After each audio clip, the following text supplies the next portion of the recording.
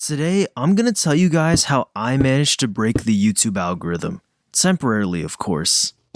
Before this video begins, I just want to say that if you enjoyed this video, please consider leaving a like and subscribing. This video took me a long time to make and I would really appreciate it if you could do that for me. Alright, let's get started on how I managed to break the YouTube algorithm.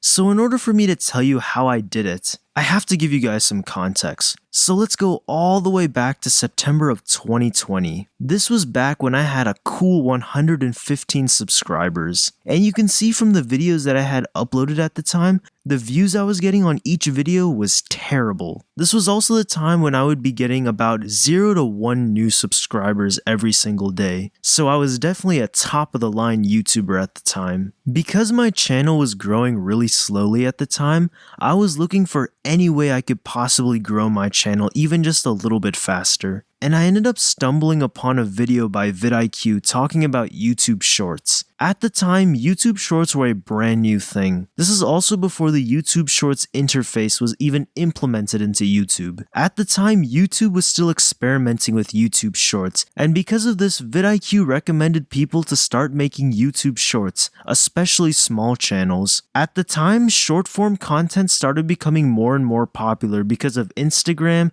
and especially TikTok. And because I was never able to follow trends, I just didn't understand how YouTube Shorts were gonna make my channel grow. But I don't think you can really blame me for thinking like this. I mean, YouTube Shorts are literally the opposite of the kind of videos YouTubers are known for making. Most YouTubers are known for making videos that are at least 10 minutes long and also have a really cool thumbnail. However, for YouTube Shorts, you're supposed to make a video that's less than a minute long, and if you can, even less than 30 seconds long. You're not supposed to put a thumbnail, and worst of all, you're supposed to put the video in portrait mode, which is a really big sin when it comes to making YouTube videos. And because I didn't realize the potential that YouTube Shorts had, I just continued making long-form content, and continued growing my channel very slowly. However, over the course of the next couple months, I noticed that there were a lot more shorter videos showing up in my recommended page. Not only that, but all of these videos had so many views. And for some reason, all of that still wasn't convincing enough for me to start making short form content. However though, after I hit 200 subscribers in February, 6 months after I discovered YouTube Shorts were even a thing, I finally decided to give YouTube Shorts a try.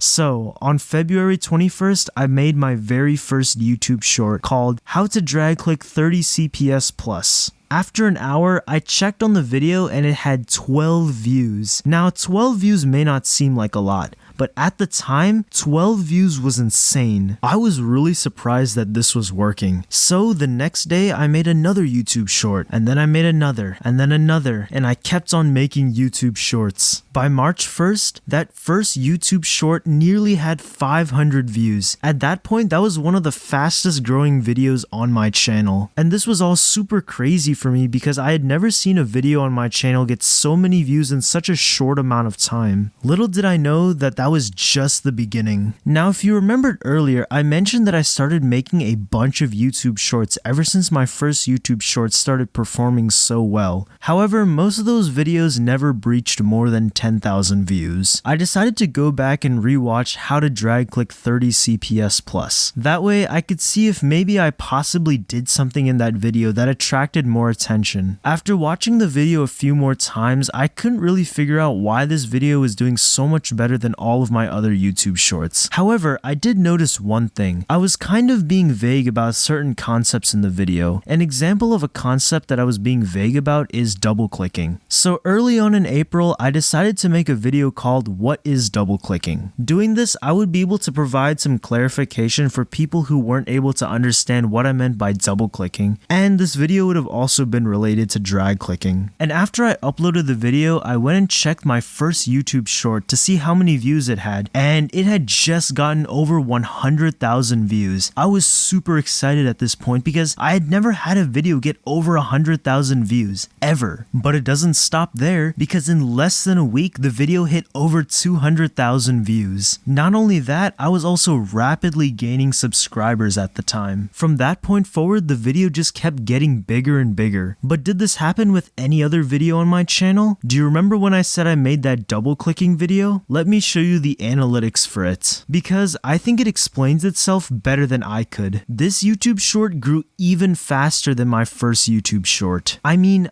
I gained 1 million views relative to the views that I had at the time in less than a month. And if the data down here at the bottom is correct, that means a little over 1/3 of my subscribers came just from this video. So if you're watching this video right now and the double clicking video is what made you subscribe, shout out to you, because I would not be here today if it weren't for you. Now, while this video and my first YouTube short had continued to keep growing, in terms of views, they had both plateaued around April in 2022. This most likely happened because this was around the time where I had stopped making videos so I could focus on school. That was a bad idea, by the way. However, between this time, I did make some YouTube shorts that actually performed decently well. I'll show a few examples on the screen right now, but their views came nowhere near my first YouTube short and the double clicking YouTube shorts, except for one.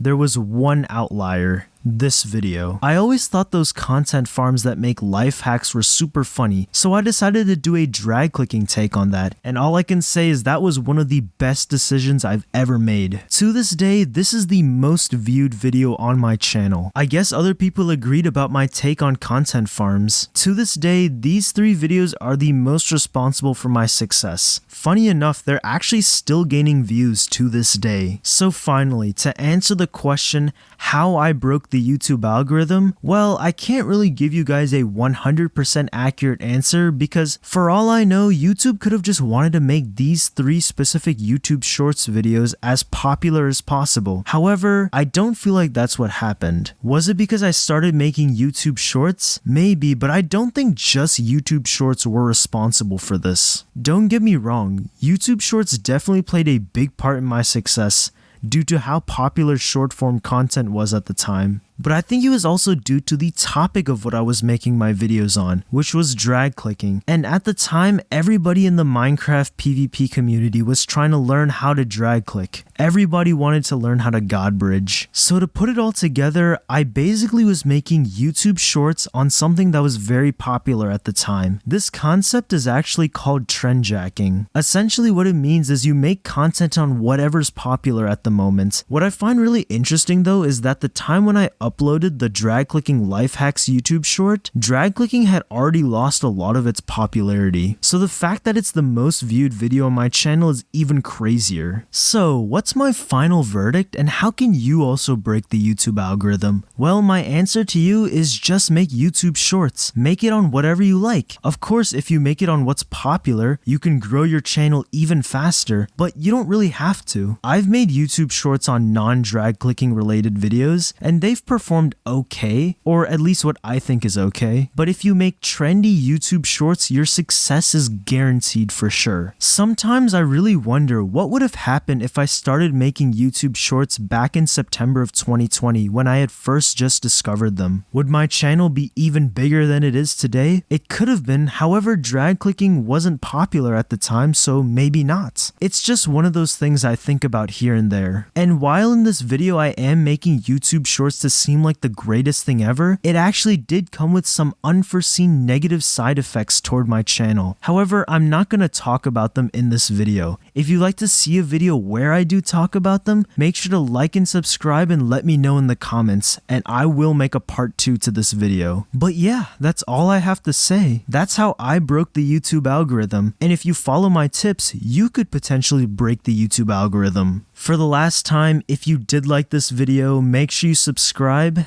and I will see you all in my next video.